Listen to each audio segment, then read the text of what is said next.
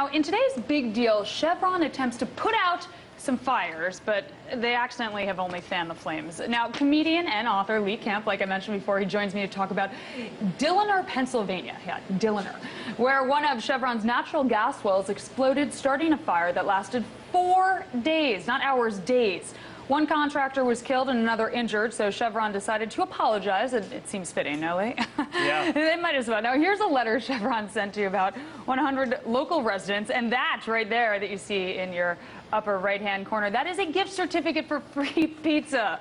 Lee, is Chevron doing some best business practices with this coupon for pizza and soda? I mean, that is insulting to me, and I'm not a resident of Dilliner, I think this is a great idea. This is how far apparently we've fallen. That if you go up to some of these people and say, look, your town's being destroyed, there's explosions, people are dying, there's smoke over, but you're gonna get a pizza. Yes! They'll be like, shh, just don't mention it or they might take away the pizza.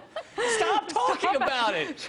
They could pull that pizza right out from under us. The town is on fire, but they get pizzas. So it's all good. But it is a great idea. So I think disaster pizza, and with all the explosions going on around the country, I've come up with my own disaster pizza place. Please. And we're going to have a menu here. Keystone XL explosive stromboli, cancerous chemical spill spaghetti, flammable tap water fettuccine, and our trademark black lung barbecue chicken wings. I think are going to be very popular. Wait, what is the fettuccine? The flammable tap water fettuccine? Flammable tap water fettuccine. I gotta try that. That's too good.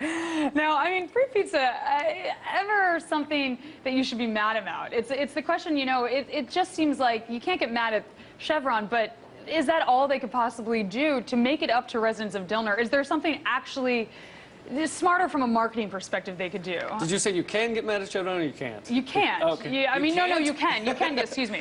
You can get mad at. We have a problem. No, there are some things they could do. They could stop fracking the hell out of places in Pennsylvania. They could tell people the truth about the chemical. Like they won't even tell the truth about what chemicals are used in fracking. They could tell them the truth about the billions of gallons that's used, of water, the fresh water that's used endlessly. Like so. Basically truth. They could pay them off with truth, I think. I don't know if that would work. It seems like the pizza is a better selling bad point. idea. Now, I understand that Radio Disney, they've also come under fire for, shall we say, fracking up.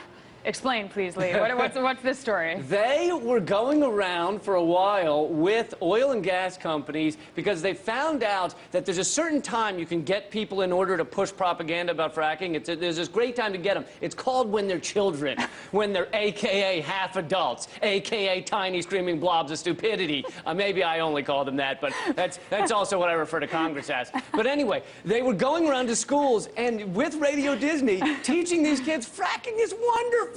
It rocks! And it does rock if you consider the earthquakes. It rocks hard. They weren't lying there. No, it definitely does rock. It does literally rock. Now, fracking, it isn't the only industry that's getting in trouble for its interactions with its customers. Now, let's look at online retailer Amazon, the world's 11th largest retailer. Now, this company made Consumer Reports' naughty list for raising the spending requirements to get free shipping. Now, is it a bad way to treat your customers? Specifically worse than pizza. To raise the rates on shipping. I mean, yes, it's not very nice, but I'm more concerned with how they treat their workers. I mean, yeah, let's talk about that. So they have these massive warehouses that are just gigantic. And the workers are just worked to the bone. They run around. There's been some reporting on this. They run around and they're judged by the second. How many seconds it takes them to find each product. And, you know, in one of these reports, one of these guys, you get fired for 1 day, missing 1 day. A guy missed a day because his baby had just been born, and they fired him, and he was then going back through the training. Like, that's... And the reason is because people are so desperate for any kind of work that they can just be treated like crap. It's incredible. And, you know, Jeff Bezos, he's always talking about how amazing his company is because of the fact that they have little... Because it shows up on your door. Because, yeah, the little droney things, like that little marketing. Oh, yeah, then we're moving on to drones. That's great. The Amazon drones. These are the most amazing technology the world has ever seen, and we're using it to deliver slap chops to agoraphobes. I don't know if that's...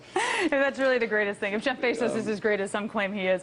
Now, why are stocks generally higher than we've seen basically since 2006? I know it varies day to day, but generally they've been so high, particularly for these large corporations. What do you think that's all about? Well, so these things correspond. The stock's really high because workers can be treated like crap. Like that is why, that's one of the reasons, is because, you know, it's a buyer's market for corporations. They can say, we're not going to pay you much, we're not going to give you any benefits, and you're going to take the job anyway. So you know, in my opinion, judging how well a society is doing by how well the stocks are doing is like judging the health of a dying man by looking at the leeches on his skin. You're like, oh, those leeches look pretty happy. You're going to be fine. You're going to be fine. Just rest up. It'll be fine.